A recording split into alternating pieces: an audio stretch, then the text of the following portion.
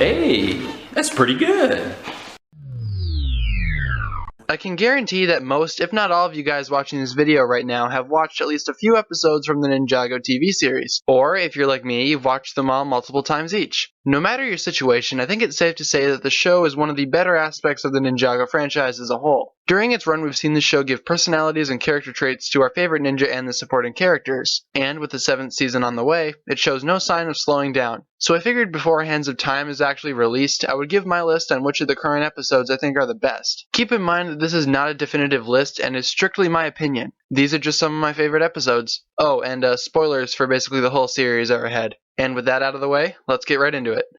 Kicking off the list is the 3rd episode from the Tournament of Elements saga. I mainly enjoy this episode because it concludes the love-hate relationship between Jay and Cole in a very fitting way. A fight to the death.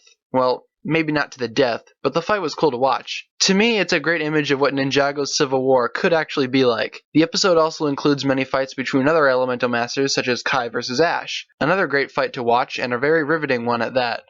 This is the only one of the original pilot episodes to make it onto this list, and in my opinion, it's the better one out of the two. This episode gives us a montage of the ninja searching for the remaining 3 golden weapons, and also provides us with epic ninja jumps, some of our first glimpses of Lord Garmadon, and an amazing Kai and Nia mini-arc.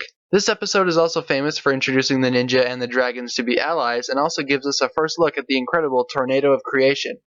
This is the second part of a 2-part episode and features the ninja going up against their greatest enemy at the time, the Great Devourer. I remember watching this episode and being overwhelmed but amazed over this villain, and I honestly had no clue as to how the ninja would defeat it. In the end, it was actually Garmadon who saved the day, but managed to escape with the golden weapon soon after. We also found out that Sensei Wu was still alive despite being eaten in the previous episode, and all was right in the world of Ninjago.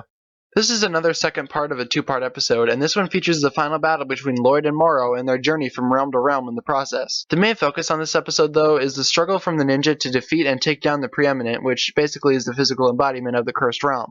We also get to see Sensei Garmadon back again for one last appearance. To conclude, Nia unlocked her true potential and managed to drown the Preeminent, killing everyone in it. This unfortunately included Garmadon, but at least Lloyd will strive forward in his legacy as the new Sensei. The Season 3 premiere was the first time in little over a year that we got to see our favorite ninja on screen again. This is because after Season 2, the line was originally supposed to end, but Rebooted was a great way to bring fans back to the series. The surge was great because so many things happened in the episode that captured the attention of its viewers. For example, the ninja gained new suits and weapons, we caught up with Lloyd and saw what he was doing, and the Overlord was revealed to still be alive after the final battle. Overall, this episode was a great way for the show to reconnect with its fans and give them something worth the long wait. The Corridor of Elders is both the name of a place and this episode. This episode just so happens to be the Season 4 finale and is one of the saddest episodes in the show so far. The ninja move to the Corridor of Elders to prepare to take on Chen's Anaconda army, and an epic battle between elements and snakes occurs. Eventually, the ninja realize there's only one way to defeat the army, and Garmadon sacrifices himself to save the land of Ninjago. This episode hit fans hard because of an actual loss of a character for once, and the depressing montage of flashbacks made the episode even more sad.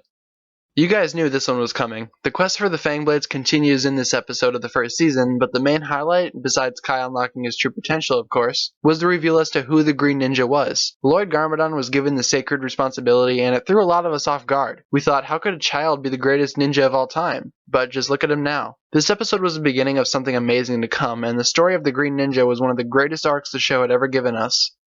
Another extremely sad episode came in the form of the Season 3 finale. This episode sees the ninja return from space, and they are ready to take on the Overlord in his 100% completed form. He was also equipped with a mechanized suit crafted from the golden weapons. Seems difficult, right? Zane heroically took on the Overlord by himself and paid the ultimate price, with another flashback montage to go with it. This moment is one of the best from the series, and is one that we will always remember as a mix of sadness and respect for the fallen ninja. Of course, we know he's alive today, but that moment will forever stick with us.